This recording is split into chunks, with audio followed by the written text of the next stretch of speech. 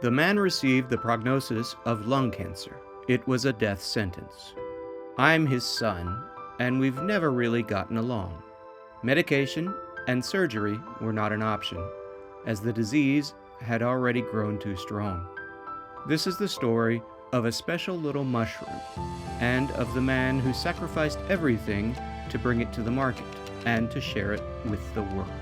In this video, I'll be telling you about my encounter with this potentially world-changing mushroom and my journey to bring it and its healing properties to you. I will be reaching out to anyone who is faced with cancer or any incurable disease, to anyone who has been told that medicine or treatments show no promise of success, to anyone who wants an easily accessible food or supplement that has promise of alleviating discomfort or easing pain, to anyone who has a beloved pet or valued livestock suffering from debilitating skin conditions.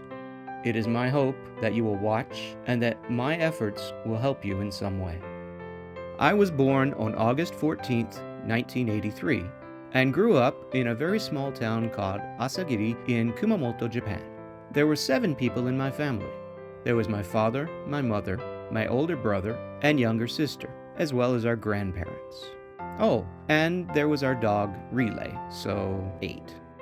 My father was a big man, 185 centimeters tall and 90 kilograms. Everyone in town knew him. He used to do Aikido and Karate, and he had the spirit of Bushido, the spirit of the samurai, which stressed the concepts of loyalty, self-discipline, and respect. He was also a very hard worker. I didn't like the way he was because he forced his values on me. He was always annoyed with me. Every time I practiced judo, he said to me, "Never give up, keep trying, you can do it." My father worked hard all his life, trying to make life better for himself and his family, but he and I never really got along. Having said that, sometimes we can be oddly similar. I was popular with my classmates, always hanging out with my friends, but I wasn't good at talking with girls. My mother could see my difficulty. She said, "Your father was just the same. On our first date, he was too nervous to look me in the eyes. You two are so alike." I thought about that. I guess she was right. I still don't talk much. My father and I used to spend time on the weekends in nature fishing. While we were fishing in the river by our house, my grandmother saw our silhouettes from behind. She said, "You two are becoming more and more like each other." I didn't hate him, but I didn't like him either. I didn't like the comparison, so I stood up tall to look a little less like him. I started junior high school, living in a dorm in Kumamoto City. My father would call almost every day. He'd say, "Have you done your push-ups for today? Keep at it. Don't stop. Persistence is crucial." I always brushed him off, saying, "I did my sit-ups. Yeah, okay. I know. He'd just repeat himself over and over, because he wasn't really good at talking. Eventually, I came to hate hearing him push me, and I started to be colder with him. With support from my teammates, and I guess Dad's pushing, I won first place in the Kumamoto Junior High Judo competition. Then, I was in the top 16 of the high schools in the prefecture. After graduation, I became a teacher. Then, I married and had children. I was gradually losing contact with my father, because every time I talked to him, he continued to prod me. "Is your work going well? Do what you need to keep up your progress. Never stop trying to be better." Emotionally and spiritually, we were worlds apart. Soon, he started calling me, saying, "I keep coughing and have back pain lately." It seemed that he'd seen a doctor who told him it was just a cold and simple muscle pain. He kept calling for several months. I started to wonder if he was really okay. It was around then that he decided to see a new doctor and get a detailed examination. When he came back, the words he said to me were like a punch in the gut. "It's lung cancer." He said the cancer had spread to 13 different spots. "It seems that I have only 9 months to live. Even chemotherapy is unlikely to help at this point." Cancer. It was a word that had no relevance to me or my family. "That's why I told you to get an examination as soon as possible," I snapped at him. "How could this happen?" I asked myself, does he really have cancer? He only has 9 months left? Is my father going to die? While I was unable to accept reality, my father said, "It'll be all right. It'll be cured. Don't worry." It seemed that he wasn't giving up. I said, "Yeah, that's right. You still look healthy. I'm sure you'll be fine." After that, he started taking chemotherapy, going to the hospital every few days. On a very hot day, when we were on the way to the hospital, he spoke to me. "Akihiro, I've entered a sweepstakes contest." I said, "A sweepstakes?" He answered, "Yeah, look, I might win a car." "A car?" I said. "How much did you spend?" He said, "Well, I sent about 800 postcards." He's someone who enjoys achieving success through small amounts of steady hard work. So he was looking for something fun he could do while battling his illness, and he was hoping to win a car. But I was very worried that his cancer would get worse, and I was upset that he was spending money on a worthless contest, even as his medical expenses were growing. I suddenly lashed out at him. "If you win this, everyone would win sweepstakes." I vented my growing concern and despair. He was quiet for a moment. Then he said, "Well, I think I have a chance. There is at least a possibility." He didn't say anything else. He just looked down as he drove. I suddenly realized that the contest was a metaphor for his battle against his disease. There was a chance. I could see his point. One day, when I came back home from work, my wife excitedly ran up to me and handed me an envelope. She joyously exclaimed, "We won a car." I said, "A car? No way. It must be a scam." And I tossed it in the trash. Then I remembered the conversation I had with my father in the car a month before. I picked up the envelope and opened it. It was a notification from the sweepstakes saying that we had won. It slowly began to sink in. The metaphor that my father had used that day in the car was true. There was always a chance. I knew then and there that if my father wasn't giving up, then neither was I. We just needed to find something else, something new to help my father win this fight. I started meeting with the doctors and searching for information on the internet. My father didn't meet the requirements for advanced medical treatment. Supplements would cost a lot, which would have been financially very difficult. I also couldn't find any foods that were said to be effective against cancer or that seemed to have a direct effect. One day, I visited my father in the hospital, and I found him looking at the ceiling through half-opened eyes. He mumbled, "I want to spend my final moments at home." I told him that he shouldn't be so morbid, but I understood how he felt. We took him home and arranged for home care service to take care of him. His pain grew every day. Without finding any useful information, I grew increasingly anxious as I watched him get weaker and weaker. There must be something that will help. Just as I was about to give up, I found that something. I learned that ergothioneine, a naturally occurring amino acid found only in a few species of fungi, and beta-glucans were gathering medical attention and might prove effective against cancer. Fatefully, I came across an article about a certain mushroom, Tamogi, or the golden oyster mushroom. It's yellow and about the size of a shimeji mushroom. I had never seen a mushroom like that before. The Tamogi is somewhat of a mythical, mysterious mushroom. It's been called a superfood. As I read the article, I became more and more excited.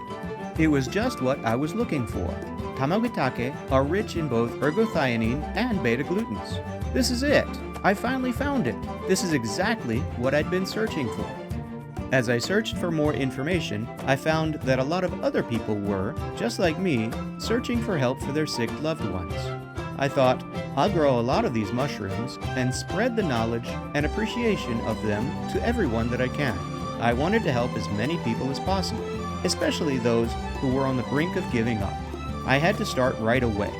Of course, I had to help my father first. "Dad, I just learned of a mushroom, the Tamagotake, that seems to be effective in curing cancer. I'm going to start growing them, and we're going to beat your cancer together." He asked, "Is it something that is widely known?" "No," I replied. "It's new, but it has shown promising results. I'm going to share it with the world." I expected him to be happy with the news, but he just sighed and said, "Why bother with something that no one knows about? If it really worked, everyone would be taking it." I couldn't believe it. "How can you talk like that? After all the work I've done to try to help you. You were the one who always told me not to give up. Never give up. Now you are?"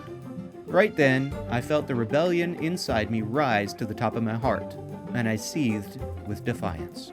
"I am going to make them, and I'll do it in time to help you, even if you don't want me to." Then I stormed out of the room. I truly meant it. I thought I could do it. I believed it. My father soon became unable to swallow and required 24-hour nursing care. He still talked a good game, and he kept fighting, but I could see he was growing weaker. I knew that I needed to make the mushrooms as soon as possible. I would be able to help him. I would succeed. I believed it. But then, at the end of the year, December 2012, my father passed away. I had failed. I wasn't able to help him. My hopes didn't come true. I felt a huge hole in my heart. He was gone. It was hard to accept the reality, but I still hadn't given up on growing the Tamogi mushroom. If I couldn't help my father, I could at least help so many others who suffer from illness and disease. I knew I had to focus on the cultivation first. I decided to immediately build a cultivation facility in my parents' garden. I needed to learn about the cultivation method first. I went to several companies that grow Tamogi mushrooms to learn more. I found that each company used a different technique for growing their mushrooms, and none of them felt right for me. It seemed that they all used pesticides and herbicides to grow their mushrooms. I knew I didn't want to use any of those. I wanted a pure, stable method to produce my mushrooms. I realized that I would have to develop my own system. I experimented with temperature, humidity, air, and light. I researched and tested many combinations, and I learned from my failures. Time after time, the mushrooms didn't grow well, and usually just died. I was nowhere near success. I had the thought of using a machine to control all of the conditions, and hopefully have better success. But I was wrong again. When I tried using the machine, it dried out the whole facility, and the poor mushrooms turned into little mummies.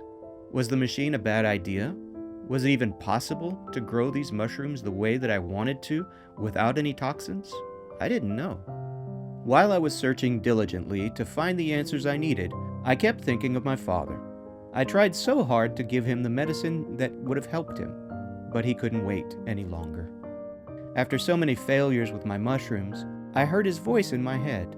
"Never give up. There's always a chance. If there's a way, you'll find it if you keep trying." I felt him there with me. He tried never to rely on anyone, and now I was relying on him. I needed his strength. My father's illness introduced me to these mysterious little mushrooms. He knew that I tried so hard, and even if I wasn't able to help him, he would want me to help others. Well, if that's what he's telling me, that's what I'll do. I'll give the world that which I so desperately tried to give to him. I wasn't just trying to help my father. I suddenly realized that he had helped me to understand that it's a gift for the world. I knew that I had to create a world in which Tamogi mushrooms are available to help anyone sick or in pain. I eventually worked out a system to manually control the cultivation facility 24 hours a day, and to manage every condition in the facility. I checked on it many times each day, even right before going to bed. I made sure that the temperature, humidity, airflow, and light were all perfect to keep the little mushrooms happy. It finally worked. The conditions all worked perfectly together, and at long last, I had stable, healthy, beautiful little mushrooms. It was then time to establish my company, Asagiri Company Limited. I made it possible to buy completely pesticide-free and safe Tamogi mushrooms at any time and anywhere in the world. The name Asagiri means we are AAA. We always endeavor to take on new challenges, to respond flexibly, and to work as hard as we can. Hotels use 5-star ratings to rate their establishments. In business, AAA is the mark of an exceptional company, and that's what we are. I named my company knowing that we are a AAA company. Our company has since been able to conduct joint research with the medical department of Kumamoto University and Sojo University in Japan. Together, we have found that Tamogi mushrooms contain a rich amount of antioxidants found in ergothioneine and beta-glucans, and are rapidly gathering the attention of many industries, especially the medical and beauty-related sectors. The results of our findings were revealed at a meeting of the Japanese Society of Anti-Aging Medicine. The overwhelming conclusion was that Tamogi mushrooms are rich in nutritional attributes, their antioxidant properties are beneficial for maintaining health, and they have potential for healing illnesses. We have been working on developing new products that will ensure that anyone, from children to the elderly, will benefit from our great new products. We have created many new products such as supplements, powders, tea products, cosmetics, and many more to come. We have been asked to produce products for pets since their skin conditions can be a very serious problem. In many cases, the reason that animals are not chosen for adoption are the various skin conditions that an animal might have. That was unacceptable to me and my company. We want everyone and every animal to share in the beautiful richness of life. We have dedicated our resources to providing basic respect for every living creature. We knew that our product could potentially help the misfortunate members of our society, be they people in extreme circumstances or members of our animal society that are just as much in need. Together with our partners, we have developed animal food that will cure them of skin conditions that are not only very painful to them, but also prevent them from finding the homes that they deserve. The properties of Tamogi mushrooms also have an amazing effect on the health of human skin. Every test we've performed shows that these mushrooms rejuvenate the cells that make healthy skin. For that reason, we've developed new cosmetics aimed at making your skin softer, look younger, and feel more supple. Due to their exquisite flavor and profound umami characteristics, Tamogi mushrooms have become popular in hotels, inns, restaurants, and prestigious establishments all over the world. They have been featured in many television programs and are rapidly growing in popularity. One day, I opened my mail and read a post sent by a very polite man. He said that he had been diagnosed with cancer and had found my product. He went on to say that he has yogurt with my Tamagotaki powder every day. Although he had been told that he only had a very short time to live, he has lived more than a year and a half past the doctor's predictions. He also said that he was running short of our product and was requesting to buy more. We immediately shipped him more, and we hope that he will fully recover and remain with us for many more years. I burst into tears when I read his message. It hurts me deeply to hear of anyone who is suffering, and I sincerely take to heart my position of being able to help. His letter told me that I was doing the right thing, that my father was right when he told me that I should never give up and keep going with what I knew was right. Now I get letters all the time from people who are going through very difficult times, and they tell me that my products have helped them in many ways. One letter said that a mother had purchased one of our products to help her daughter, who had been suffering from various physical ailments. She was so grateful that we had helped to ease her daughter's pain and to bring hope for overcoming her maladies. Sometimes I get emails from people who say that as they continue to eat our snacks, they see more smiles on their faces. It makes me feel good to hear that something I made is helping people. A senior advisor in Tokyo told me that she had been buying Tamogi from another company, but she decided to try our products and found an incredible difference. She said that on her recent visit to her clinic, her doctor was astonished at her fitness at the age of 75. Our pet products are also very popular. One pet owner said that she had bought our Tamogi dog food for her pup, Taro. She just wanted to make sure that he remained healthy and active. Her dog was so excited by the new food that he scarfed it down, then attacked the bag to get more. Now he won't eat any other dog food. A lady in Arizona, a very dry part of America, said that the arid climate did terrible damage to her skin. She tried one of our cosmetic moisturizing products and said the difference was amazing. Her skin went from hard and crusty to soft and smooth overnight. Letters like that make me so happy, and I want to share the benefits of our products with everyone. I began this business to help my father.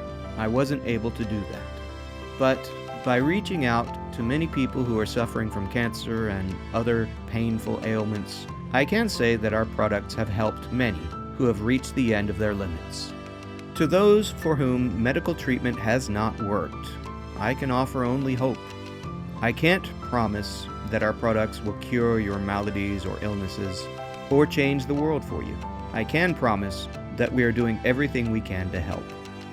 Just as our company wants to help every single one of you, we also strive to help society as a whole. Many great people with disabilities and migrants who seek only a stable life for their families truly want to participate in our magnificent international society, but are blocked by the powers that be from contributing their unique gifts to the modern workforce. Our company recognizes the contributions that these people can make to our world, and we want them to work for us. We readily employ anyone we think can make our company better and to help to improve your health and well-being. The spirit of never give up, always do your best, and stick up for the little guy always permeates our business model. We care about you and your loved ones, and we want to be a part of your life. If you would like to know more about Tamogi Take, or if you have any questions other than purchasing, please check out the email address below. Send us any questions, requests, or comments you might have, and we'll be happy to promptly address your needs. If you've made it this far, thank you so much for watching. We hope to hear from you soon.